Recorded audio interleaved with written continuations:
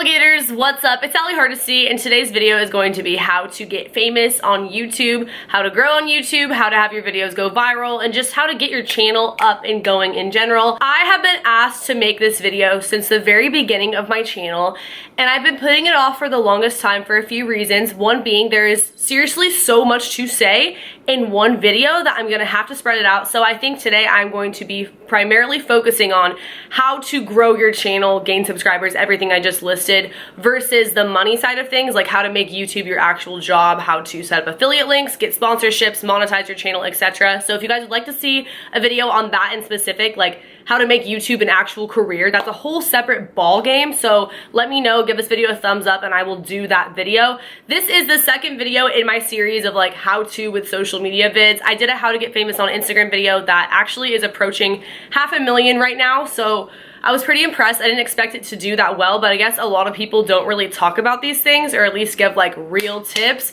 And I'm gonna admit, a lot of this is luck, but obviously it's not all luck. Like YouTubers who have gotten to the place that they're at, they got there for a reason, like they put in work. We do have control over a lot of the things that get us to go viral and grow and gaining subscribers, etc. So I'm gonna give you all my tips and tricks for what I do know and what I truly think can help you and your channel if you are making a channel or you are in the process of trying to grow the one you already have. So first things first, when you start your channel, I think you should have a reason why, something that keeps you motivated, because it doesn't happen overnight. Like you have to genuinely enjoy what you're doing, or else you're gonna get sick of it and you're gonna give up if you just expect to get famous overnight like that. These things can definitely help to speed up the process, but you just can't be disappointed right off the bat if you don't get 1 million hits on your very first video. So keep that in mind when you're getting started. You should know what you want other people to get out of your videos and what you want to get out of your videos. For example, when I started my channel, I wanted to document my life, help other people, and share my experiences. I'm pretty sure I've done that. Like, I feel very, very accomplished in that sense, and that is what matters to me. And I think that people can see that in my videos. I have shared things that other people couldn't necessarily talk about unless they went through the same thing. For example, my ADD, that's something I've struggled with my entire life. I've made videos about it, and people can see in my videos how real I'm being when talking about that subject. So a lot of people do suggest that when you make a channel, you should do like the cliche how-to videos, because people easily search those. If that's what you want to do that. But I would suggest doing something that still relates to you, so you can add your passion and your personal input to whatever you're talking about. So yeah, how-to videos, they do get hits right off the bat. I never really went that route. I didn't even actually hear that piece of advice till much later, but if you do a how-to video, it's definitely gonna show through the video if you actually care about whatever it is that you're doing a how-to video on. Don't just make a video because you think it's gonna do well or you think people would wanna see it. If that was the case, you guys, I would do a lot of certain types of videos that I've never done, or I would do more of, because I know that those are things that do well. But do what you personally have a passion for and wanna talk about and have experience with. Think of something that makes you unique and that people go to you for if they have a question. They want to know how you have followers on Instagram. They want to know how you grew your hair out the way that you did. They want to know why you wear colored contacts and where you get them from and how you put them on, etc. If you're doing like a how-to kind of video, or if you want to do a story time, what is your go-to experience that you tell people when you meet them right off the bat? Like the craziest thing that's ever happened to you that people are genuinely interested in hearing about. Keep that in mind. Same thing with conspiracy theories. It has to be what you're genuinely passionate about and what people know you for, even if it's not on the internet yet. It could just be in your personal life, in high school, whatever it is. Don't feel awkward when filming. I promise I'm gonna get to the technical stuff later in this video, but don't feel awkward. I felt so weird talking to myself in a camera in the beginning, and it definitely showed. So think about what you notice and what you like in other creators, whether it's their editing style or the way they get really close to the camera, or the way they laugh, or they're super bubbly, or they make corny jokes, and try to incorporate that into your videos because you know that you like seeing those in other people's videos. But be yourself. Don't try to be Jenna Marbles or Shane Dawson. Don't try to replicate someone else's content, because that's also gonna show if it's not genuinely your personality. So be yourself, let it shine through your videos. It's okay to mess up. If you mess up really bad, you can easily edit it out, or you can just leave it in and it'll be funny. So have fun with it.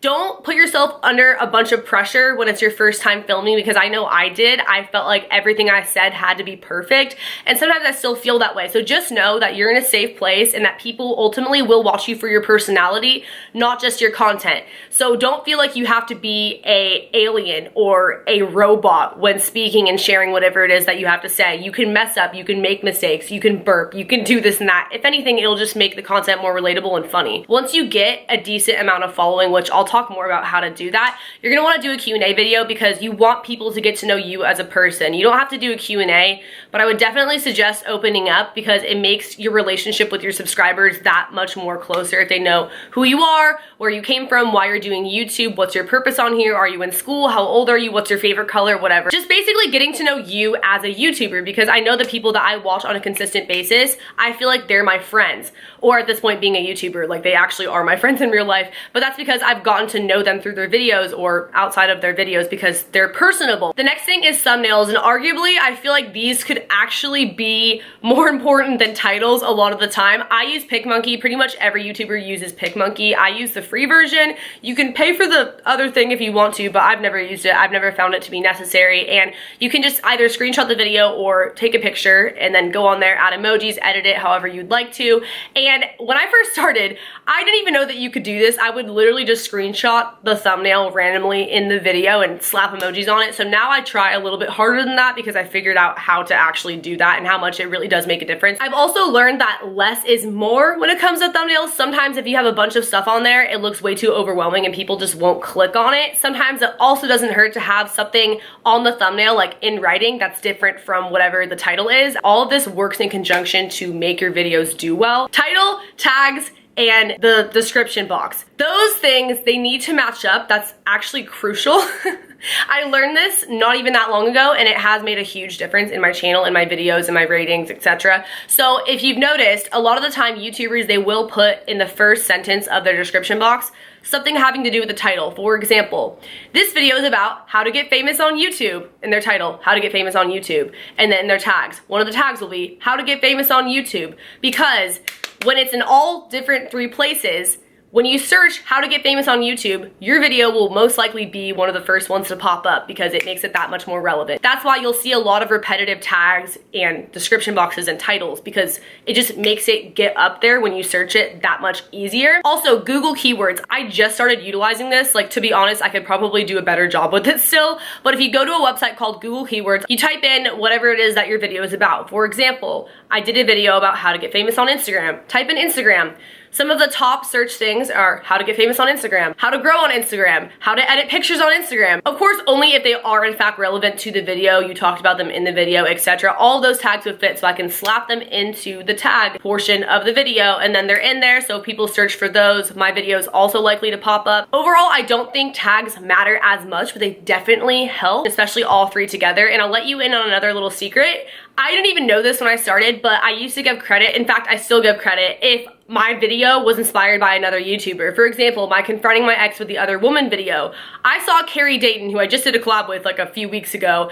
I saw her post a video with basically the same title. Obviously, I didn't steal her idea, like the same similar situation happened to me and I made a storytime video about it, but her video inspired me to tell my story. So in the description box, I put this video was inspired by Carrie Dayton, and she ended up seeing it. And I think if anything, it might have gained some traffic because people found it from her video, like it was on the sidebar or on the sidebar when people are watching other videos on her channel. It just popped up kind of because another YouTuber's name was stated in the description. Don't do that unless the video actually has to do with them or they really did inspire you, because that's just kind of like a way to use their name to get fame and things like that. But if you actually talked about them in the video, you actually were inspired by whatever video they made, you can totally do that. It's totally fine. As well as it's just really nice and kind of like common courtesy to give someone credits if their video did inspire you. Like, I've had people do that and I think it's so sweet. I don't get mad that my name was used in it. Like, I think it's awesome. They gave me credit, and that's like what people deserve, is credit. Auto descriptions, auto tags, etc. Again, you can go over to Google Keywords and search your name, like your channel name, Ali Hardesty, and all my most popular video titles will basically come up, or other things that people commonly search with my name. Those are my auto tags. So every single video, those are automatically in there. I don't have to go and individually type all of them. Same thing with my auto descriptions. I have all my social media, business inquiries, my email address, everything looks the same. And then on top of that, I just add whatever the video is about or other added links that I want to put in there. But it creates a lot less work for you in the long run if you are going to be consistently uploading. Also, make sure that your videos upload automatically to private. I mean, you don't have to, but I didn't even know you could do that for the longest time. So literally, if I put a video live, it would go up at like 3 in the morning if that's just like when I was uploading. Didn't make any sense. So putting them on private means that you can space them out better, which is what I do now. I more commonly have like 5+ videos unlisted or private on my channel before actually making them public for people to see live, like on YouTube. So that is never a bad idea. That way you can film a lot in bulk and spread them out and then film some more. Make sure that the titles and thumbnails are interesting. It doesn't have to be super clickbaity, but make it so that people at least want to click on it, you know, make it look nice. Cross promote, post your stuff on Instagram. If you don't want to post it on Instagram to mess up your feed or whatever, post it on your Insta story. Snapchat, now you can upload pictures from your camera roll. So I'll usually screenshot the video when it goes live and upload it that way. Or you can just take a video or picture straight from your laptop or something to indicate that it's now live, the video, when you post it, because that way you get more views. Obviously, share it to Twitter. That really does make a difference, especially in the beginning if you don't really have like an active fan base. Your friends and family might still check it out, so you'll still get some views, some feedback, and some subscribers from that. And then the more you grow, people are probably going to follow your social medias from YouTube. Make sure that you're shouting out your social medias in your YouTube videos and in your description boxes like I already talked about, because those people will go over to Twitter, etc. And then if they don't have your notifications on, or if they don't really come back and actively check your channel, when you post it on your other social medias that they're following, they'll come back and they'll watch your video. So basically, cross promotion is very, very important. It definitely helps to get your videos out there, get more views, and just get more subscribers, and people who maybe were following you on one thing but not the other, they'll go over and follow you on there as well. So it's pretty self-explanatory. Collabing and networking with other YouTubers. So there is a right and a wrong way to do this. One, don't collab with people because you want their subscribers. That is so offensive. People will seriously hate you over that. It's called social climbing. Also, make friends with people first. Don't just try to collab with someone right off the bat. I have made some of the best friends ever through YouTube. Like, it's one of the most amazing ways to connect with people in the whole entire world, especially because you have that common interest with them.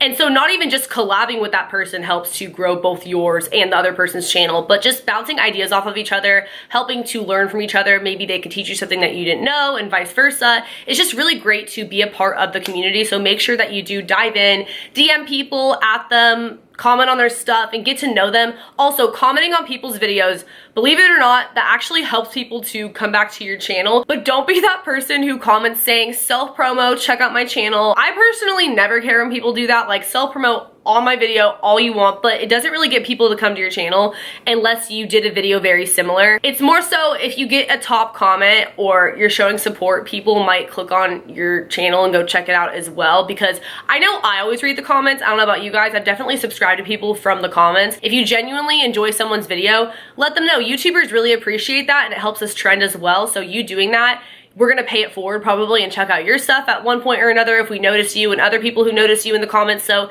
it's just a way, again, to be interactive with the YouTube community, and it kind of helps people to come across your channel and find you. So I would say that the quickest way out of everything I just said, which these things will help you get to this point, would be having a viral video. Having a video go viral. People go viral for many different reasons. I went viral for story times, conspiracy theories, and I just had like a twerking drive with me video go viral. Also, my Instagram how-to video went pretty viral. To me, viral is when a video starts getting a lot of views in a very short amount of time, like it trends and that sort of thing. People see it in their recommended section. So that can happen to pretty much any video. It's not just like certain kind of videos tend to do that. Obviously, if you're a bigger YouTuber, it happens more often, but it can happen to anyone. That is kind of when you see a peak in your subscriber count as well as your earnings, which that'll be the whole other video. Like I said, don't get used to it because YouTube fluctuates all the time when it comes to numbers in terms of money and subscriber count. So you want to keep your channel consistent. You want to be consistently posting.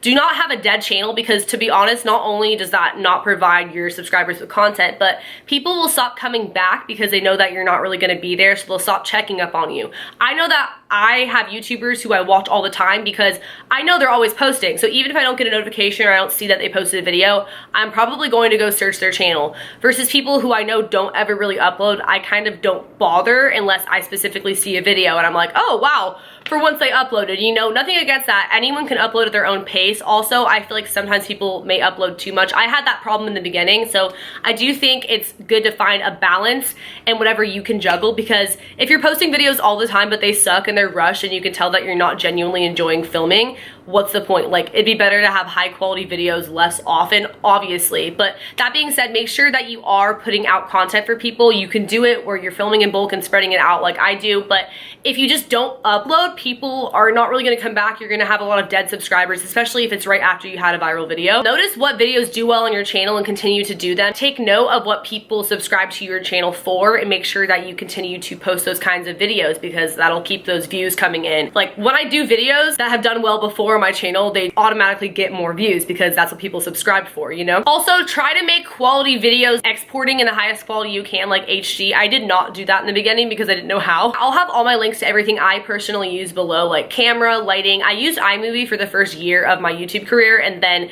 more recently I started using Final Cut Pro. iMovie is free and basically the Walmart version of Final Cut Pro, so when you do decide to upgrade and pay the $300 to get Final Cut Pro, if you ever do, you'll pretty much know how to use it because you were already basically using a low-class version of it. A lot of people film their first videos on their phone. I don't really think it makes much of a difference. A lot of my first videos that did really well were not even good quality. I didn't have lighting. I think the only thing I had was a camera, and I don't even have that nice of a camera, to be honest. This is the same camera that I've been using the entire time I've been making videos, so it's definitely not necessary. It just helps to have professional equipment in the long run. Again, I have so much more I could honestly say about this, having to do with growing, just like other little things. If you have any questions, be sure to leave them below. Also, as far as making YouTube your job, whole separate thing. I will make a video if you guys want, so give this one a thumbs up and let me know if you want to see that. Subscribe to my channel if you are new here. Turn on post notifications by hitting that bell button right next to the subscription box. Follow my social media. I have Instagram, Twitter, Snapchat, and YouNow, where I broadcast every single day. I also have a Patreon where I post exclusive videos and photos that you can't see anywhere else. And I will see you guys in the next video. Later, alligators.